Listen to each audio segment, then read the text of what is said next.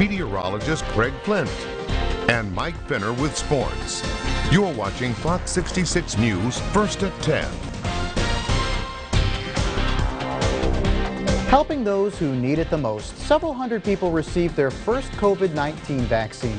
Good evening, I'm Brian Wilk. We'll have that story coming up, but first tonight, Erie police and emergency crews are on scene of an apparent shooting in Erie. It's breaking news tonight at 10 o'clock. The calls came out for a gunshot victim in the 1200 block of German Street shortly before 9:30 tonight. According to the Erie County 911 Center, 2 people were shot. One was taken to the hospital. The other was getting treated on scene by Emergicare. There's no word yet on the severity of any of the injuries at this time. The investigation is ongoing, and we will have more details as they become available. Over 300 people got their first shot of the Pfizer vaccine this morning. LECOM and other community organizations held a vaccination clinic at the JFK Center for those in Phase 1A.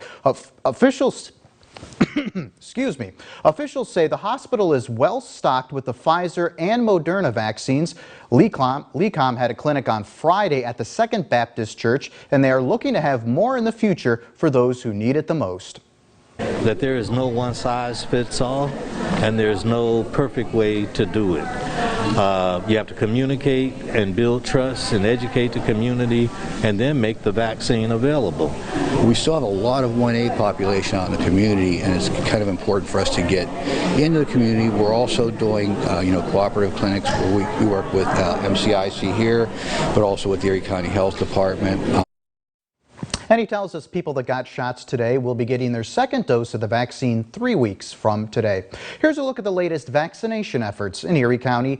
110,687 vaccinations have been administered. In Crawford County, the number is 38,514, and in Warren County, 12,201 shots have been given. Across Pennsylvania, over 4.9 million people have now been vaccinated. And be sure to click on this logo on our website, yourerie.com, with information on where and how you can sign up for a COVID-19 vaccine.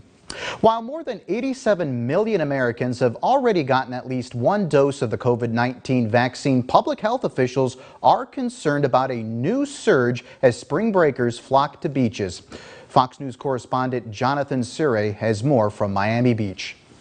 After spring breakers caused chaos in Miami, blatantly ignoring coronavirus restrictions, concern is growing in other states around the country as some of the largest school systems begin their spring break this coming week. Medical experts say even as the number of Americans getting vaccinated against COVID-19 continues to rise, vacationers refusing to follow health guidelines are putting the progress the country has made towards fighting the virus at risk. I am worried that if we don't take the right actions now, we will have another avoidable surge, just as we are seeing in Europe. California's largest southern city welcoming visitors on spring break. Among the concerns for officials, many cities across the country have begun loosening coronavirus restrictions. That's attracting larger crowds despite health officials advising people against non-essential trips. Much of the travel we know is related to people who are going on spring break. Meanwhile, the state of emergency continues in Miami Beach after masks and social distancing were mostly ignored among the larger than expected crowds. With an implemented 8 p.m. curfew, police are blocking off the busiest entertainment district, and those businesses are forced to close early. Partygoers say the curfew should target the younger crowd. We shouldn't be denied a good time. Miami officials say they're preparing for yet another large influx of spring breakers this coming week. Police are beefing up their presence, and health officials are urging everyone to follow COVID-19 safety protocols. In Miami Beach, Florida, Jonathan Siri, Fox 66 News. Now let's take a look at the latest COVID-19 numbers for today. The Erie County Department of Health reporting 49 new positive cases of COVID-19 in the past 24 hours. The total now stands at 18,523. Crawford County reporting 64 new cases. Warren County up 3. Chautauqua County continues to report a total of 8,119 cases. Ashtabula County reporting 7 new cases tonight. Across the state, 7,132 new cases reported. The total is now over 1 million cases since the beginning of the pandemic. Let's turn to weather now. Meteorologist Craig Flint has your Fox First forecast. Hey, Craig. All right, Brian, good evening to you. Good evening, everyone. Nice day today. Nice night, too. Full moon out there, so make sure you check that out before the clouds roll in as we take a look live right now at Edinburgh University. Again, nice night. Temperatures are either leveling off, or if anything, they're going to actually start to rise. Now, we do have some wet weather on the way, so the clouds will continue to thicken up and lower. But clear for now. 49 degrees. Winds are east-northeasterly at 6 miles an hour. Those should switch to the south, and then that's when I think temperatures will start to rise. We could actually be near 60 first thing tomorrow morning, but then numbers are actually going to start to drop. So you can see us rising through the 50s, rain and rumbles rolling in pre-dawn by the time you wake up. It will be a damp day on Sunday, especially the first half. The wind increases, temperatures fall. So we start near 60 and finish the day near 40. A complete forecast coming up later in the newscast. Brian?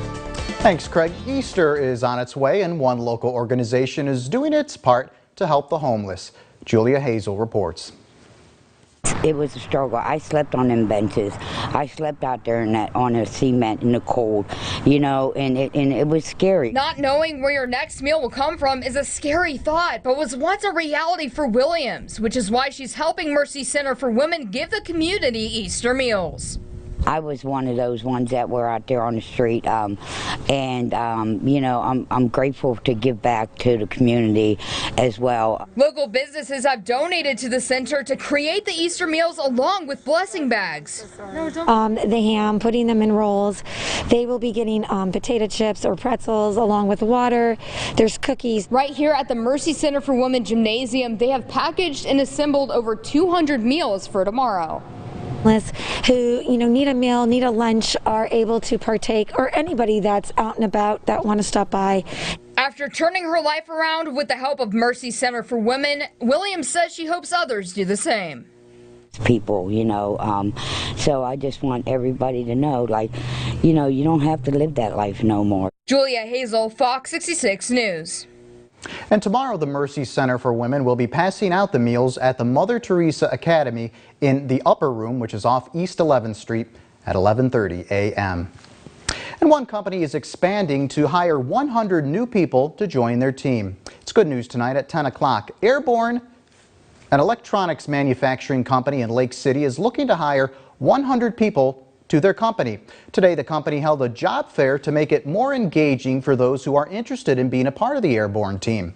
The company says with special benefits and some on-the-spot hiring is what separates them from other companies. But we're really trying to help support people, those that are working and those that are looking to get back into the workforce. We offer, you know, competitive wages, benefits, 401k, but we do have an employee stock ownership program.